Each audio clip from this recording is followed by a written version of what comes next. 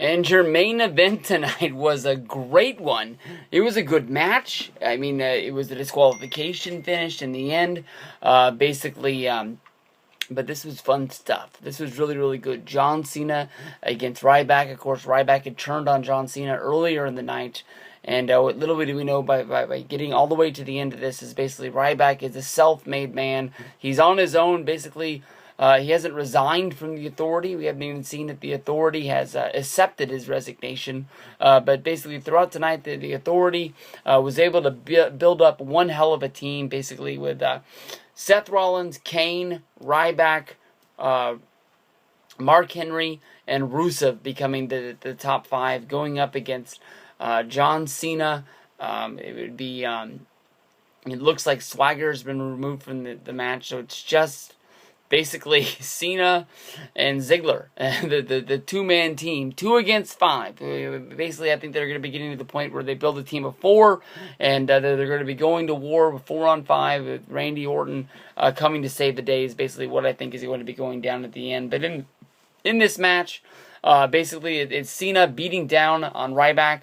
We even saw, basically Cena slip the STFU onto Ryback, and Ryback muscles his way out of it. One of the things that I think a lot of people have been saying about Ryback in these matches, that since coming back, the fire is there. People want to cheer for this guy, but he's selling a whole lot more than he's used to. But then again, when Ryback, was first coming in at the WWE and he was on fire, you got to remember, he was fighting jobbers, he was fighting the low guys on the card for a long time before making his way up to the top. So, seeing a guy like, Titus O'Neil beat this guy down, it is kind of a little bit weird. And he is having a match against John Cena, the 15-time champion, the ruler of the world in the WWE.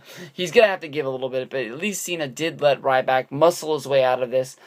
During this, basically, even though, Ryback was able to get out of the move, Kane bumped his way into this match, basically getting up onto the apron. Cena bumped Kane out of it, and as Kane, getting involved into the match, basically, coming in and taking it, his aggressions out on Cena for bumping out of there. Basically, this started a big old clusterfuck with Ryback being pissed that he got disqualified and he's not able to be able to get the win over John Cena. Basically, I think he was joining the Authority to basically get into this. Basically, all the guys got into the ring and started beating up on Cena, and from there, it just everybody in the world started coming down.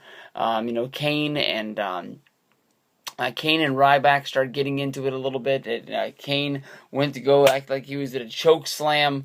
Ryback caught the hand, and it basically looked like he was going to turn it around. And I was like, oh, if he hits Kane with his own choke slam, that's going to be the best move of all time. But basically, then I think it was Ryback attacked Rollins, which then started off the big clusterfuck of the Authority beating up Ryback, which then brought Sheamus down to come try and make the save, which then brought Big Show down, and they took out every guy, but it was basically Ryback who cleared house before it could look like he was to accept joining the other team.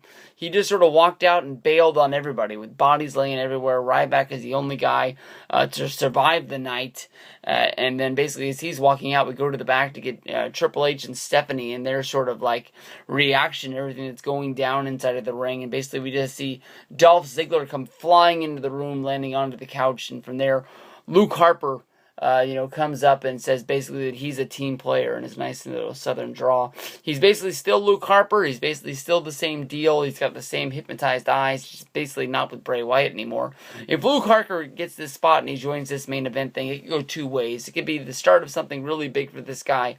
It seems that he's getting a bigger spot on this card than Bray Wyatt is, with Bray Wyatt going up against Dean Ambrose in a one-on-one match. And also, it could be one of those things when you look at a DVD cover, or you look at some sort of picture from the show, and you wonder why the hell Luke Harper was involved in this tag match down the road when he doesn't really become anything. But I think everybody's rooting for Luke Harper, trying to see what's going down. But Survivor Series is going to be a good one. I have fears about the undercard. We're not going to get a Rusev versus Sheamus match like I was thinking we were going to get. We're not going to get a Big Show versus Mark Henry match that we should have got. I got no clue what the undercard is going to be. it might even end up looking like one of those, back in the day, I talked about this just yesterday, one of those brand exclusive SmackDown or Raw pay-per-views, just where basically everybody's featured on there in matches that nobody cares about, trying to get their way to a big main event that everybody does care about. So we'll have to see. This was a good show. Thank you, everybody. I enjoyed watching the matches that I watched tonight, and I'm going to head on over to the WWE Network and check out this ECW Exposed. It showed that it's on ECW week on the WWE Network. I'm hoping this really pays off to be something good. So, thumbs up to everybody. Thanks for checking it out. We'll see you down the road.